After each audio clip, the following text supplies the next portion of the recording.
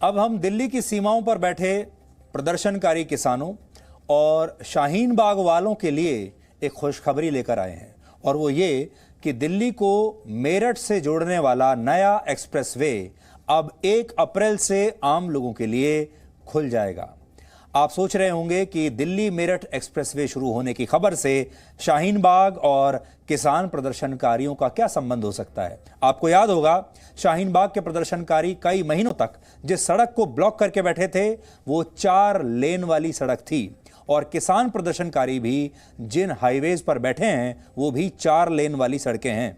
इन लोगों को ये जानकर खुशी होगी कि दिल्ली मेरठ एक्सप्रेसवे 14 लेन का हाईवे है, नया है, यानी प्रदर्शन करने के लिए काफ़ी खुली जगह मौजूद है और वहाँ काफ़ी बड़े और ज़्यादा टेंट लगाए जा सकते हैं। तोड़फोड़ करने के गुंजाइश ज़्यादा है वहाँ पर। बड़ी बात यह है कि दिल्ली और उत्तर प्रदेश की सीमा पर राकेश टिकैत पहले से ही इस एक्सप्रेसवे को घेर कर बैठे हुए हैं। यानी सोचिए, जो एक्सप्रेसवे कल खुलेगा उसके एक छोर पर पहले से ही किसान प्रदर्शनकारियों ने अपना कब्जा कर लिया है।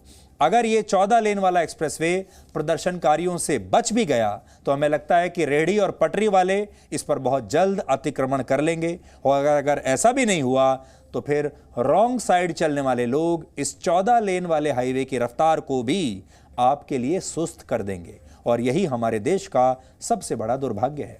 दिल्ली से मेरठ के सफर में पहले 2 घंटे लगते थे, लेकिन अब इस नई सड़क से आपको केवल 50 मिनट लगेंगे, अगर ये हाईवे इन लोगों से बच गया तब। दिल्ली मेरठ एक्सप्रेसवे को विश्व स्तरीय बनाने के लिए इसे कई लेटेस्ट टेक्निक से जोड़ा गया है। जैसे पहली बार इस हाईवे पर अनोखे ऑटोमेटिक नंबर प्लेट रीडर का परीक्षण किया जा रहा है। इसमें लगा कैमरा किसी भी गाड़ी का नंबर लगभग आधे किलोमीटर की दूरी से पढ़ लेगा, और इस पूरी तकनीक की खासियत यह है कि कैमरा कार के दोनों नंबर प्लेट्स को पढ़ने के बाद उसका मिलान करता है, यानी गड़बड़ी पाए जाने पर संबंधित विभाग को सूचित भी करता है। आज हमने इस एक्सप्रेसवे से आपके लिए एक ग्राउंड रिपोर्ट तैयार की है जो आपको विकास के उस मार्ग पर ले जाएगी जिस पर भारत रफ्तार के मामले में बड़े बड़े देशों को टक्कर दे रहा है। लेकिन बड़ी बात जो आज आपको सोचनी है वो ये है कि सरकार तो आपके लिए सिर्फ सड़क बनाकर आपको दे सकती है, लेकिन उस सड़क का इस्तेमाल कैसे करना है ये उस देश की जनता को तय करना होता है। उस सड़क का इस्तेमाल धरने के लिए करना है, प्रदर्शन के लिए करना है, टेंट लगाने के लिए करना है, तोड़ फोड़ के लिए करना है, ये भी जनता तय करेगी। उस धरने का इस्तेमाल वहाँ बाजार बनाकर करना है, वहाँ पर रेहड़ियाँ लगाकर करना है, ये भी देश की जनता तय करेगी। और उस हाईवे का इस्तेमाल रॉन्ग साइड चलने के लिए और दुर्घटना करने के लिए करना है, ये भी देश की जनता तय करेगी। और आखिर में इस सड़क का इस्तेमाल अगर आपको तेज रफ्तार से गाड़ी चलाने के लिए, मजा करने के लिए, स्टंट करने के लिए करना है, ये भी जनता ही तय करेगी।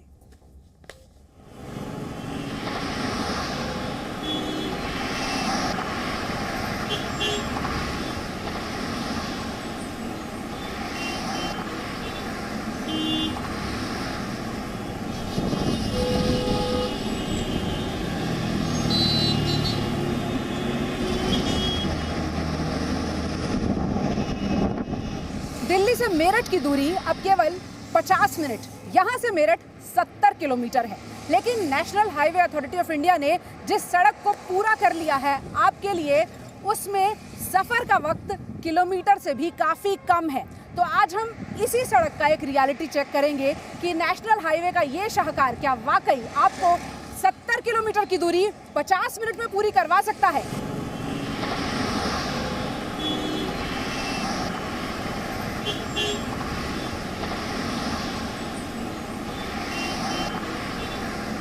ठीक यहीं से चलेंगे मेरठ तक के सफर पर और आपको दिखाएंगे देश के सबसे खूबसूरत हाईवे का रियलिटी टेस्ट।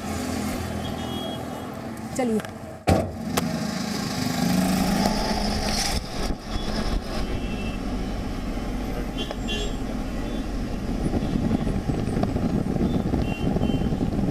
दोपहर के 1:30 बजे का वक्त है। दूरी है 70 किलोमीटर जहां से हमने शुरुआत की है और national highway authority of India का कहना है कि 50 मिनट में ये दूरी पूरी हो जानी चाहिए। इस हिसाब से 2:20 पर हमें मेरठ पहुंच जाना चाहिए।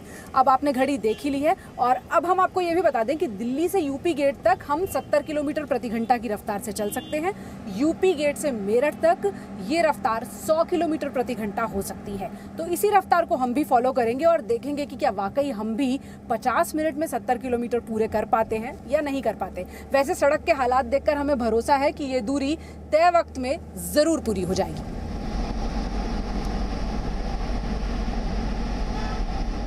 किसान आंदोलन की वजह से फिलहाल कुछ लेन्स खुली हुई हैं और कुछ बंद हैं। हो सकता है इसका असर हमारे सफर पर भी पड़े, लेकिन फिर भी जो एक लेन खुली हुई है उसकी वजह से सफर निर्बाध है और रास्ते भर में तकरीबन 200 सीसीटीवी कैमरे हैं जो नजर रखे हुए हैं गाड़ियों पर और सड़क की, हाईवे की सुरक्षा पर भी।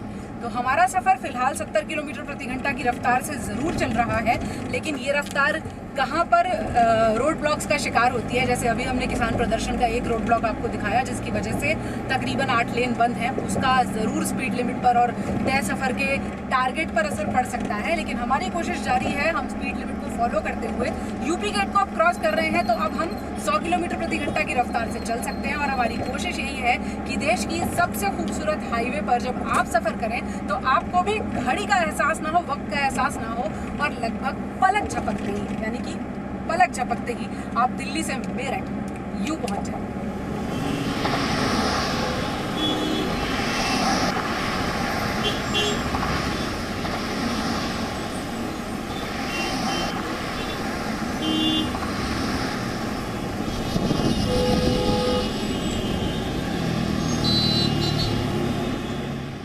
मेरठ अभी तकरीबन 20 किलोमीटर दूर है और हमारे पास तकरीबन 10 मिनट का वक्त बचा है। यानी 50 मिनट में अगर हमें दूरी तय करनी है तो 10 मिनट का वक्त बचा है।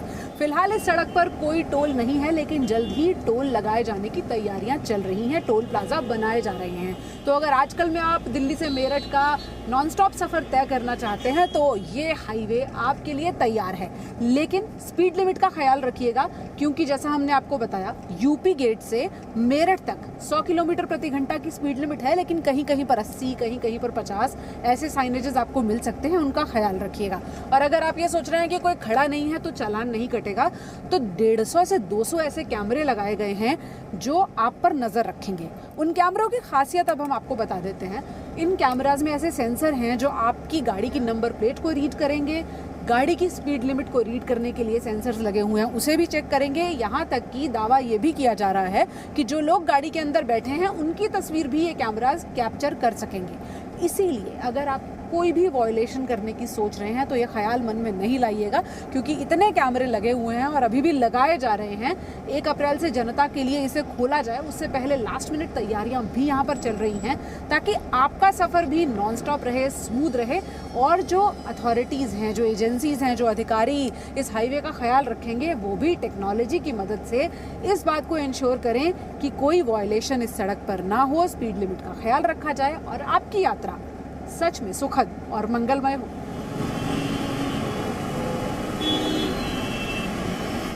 और लीजिए, जैसा कि हमने सोचा था और जैसे कि हमने कामना की थी, हम तय वक्त पर दिल्ली से मेरठ का सफ़र पूरा कर चुके हैं।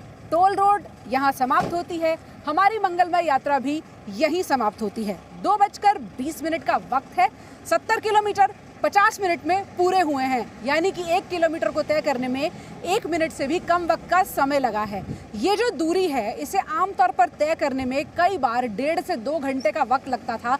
डिपेंड करता है आपने दिल्ली से मेरठ का कौन सा रास्ता चुना था। लेकिन अब ये हाईवे तैयार है। अगर आपको उत्तराखंड जाना है यानी हरिद्वार का रुख करना है तो भी आप मेरठ तक इस रास्ते का इस्तेमाल कर सकते हैं। आप निर्बाध, नॉन स्टॉप, बिना रुके, बिना स्पीड ब्रेकर्स, बिना गड्ढे, बिना किसी रेड लाइट का सामना किए आराम से फर्राटे भरते हुए यहाँ तक पहुँच जाएंगे। लेकिन हाँ, नियम कायदों का पालन ज़रूर कीजिएगा, क्योंकि सफ़र मंगलमय होने के लिए ये ज़रूरी है कि आपकी यात्रा सुरक्षित भी रहे। और मेरठ से दिल्ली वापसी के सफ़र में अब हमने उन लोगों से बात की जो या तो इस हाईवे का सफ़र कर रहे हैं या फिर इसे आपके लिए खूबसूरत बना रहे हैं। पहले हम लोग केएमपी से चढ़ते रहे, देन दूसरे रोड पर जाते रहे, मेरठ वाले रोड पे, तो वहाँ पे हमारा केएमपी का टोल एक्स्ट्रा लगता रहा। उसके बाद फिर हम लोग आगे जाते रहे और उसमें भी ट्रैफिक बहुत ज़्यादा होता रहा। अभी रैपिड मेट्रो बन रही है, वो बहुत सारी चीज़ें हमें डिस्टर्ब करती रही। आज हम 30 मिनट्स के अंदर मेरठ पहुंच जाएंगे। तो ये हमारे लिए बहुत एक अच्छा एक्सपीरियंस है। अभी तक का एक्सपीरियंस बहुत अच्छा रहा है। पहले मैं अपर गंगा कनाल रोड से आता था, बट अभी ये पहली बार एक्सपीरियंस कर रहा हूँ, तो अभी तक इट्स गुड। आगे देखता हूँ कैसे रोड में आते हैं। तो अभी दिल्ली से मेरठ जाने का तो रास्ता बहुत ही क्विक हो गया है। बड़े बड़े कामों के पीछे ऐसे बहुत से अनछुए लेकिन अहम पहलू होते हैं जिनके बारे में किसी को अंदाज़ा भी नहीं होता। अब लोगों के लिए इस हाईवे को खोलने के पहले सुंदर बनाने का काम भी चल रहा है और इसलिए आज इनका टारगेट भी बड़ा है। यहाँ पर जो लोग काम कर रहे हैं उनको आज ही काम निपटाना है। कब से लगी हुई हैं आप? मैडम बहुत सुबह से लगे हुए हैं। सुबह से लगे हैं? हाँ जी। आज में पूरा करना है? हाँ जी करना है।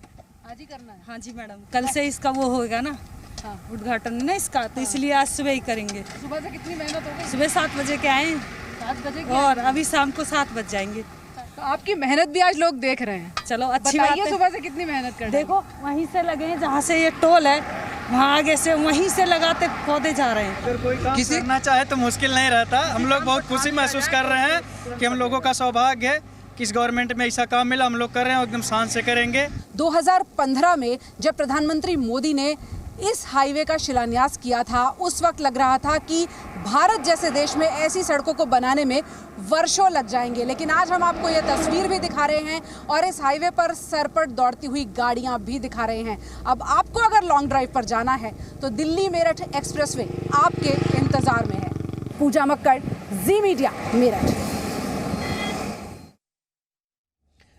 अब आपको कुछ याद दिलाते हैं। ऐसा ही एक एक्सप्रेसवे कुछ वर्ष पहले दिल्ली को आगरा से जोड़ने के लिए भी बना था, जिसे यमुना एक्सप्रेसवे कहते हैं। उसका क्या हुआ था आप इन आंकड़ों से समझिए। वर्ष 2012 से 2018 के बीच यहां करीब 5000 सड़क दुर्घटनाएं हुई, जिनमें 718 लोगों की मौत हुई। यानी 165 किलोमीटर लंबे इस एक्सप्रेसवे पर हर साल लगभग 120 लोगों की मौत होती है, क्योंकि लोग यातायात के नियमों का पालन नहीं करते, लोग ज़रूरत से ज़्यादा तेज़ गाड़ी चलाते हैं और लोग रॉन्ग साइड चलते हैं। तो हमारे देश में जब सरकारें बड़े बड़े हाईवेज बना भी लेती हैं तो हमारी जनता कैसे उनका दुरुपयोग शुरू कर देती है, ये आपको बताने की हम कोशिश कर रहे हैं। और अगर ये भी नहीं होता तो फिर उन पर धरने प्रदर्शन शुरू हो जाते हैं और तोड़फोड़ शुरू हो जाती है। Presenting V News app, available on Google Play and App Store. Download it now.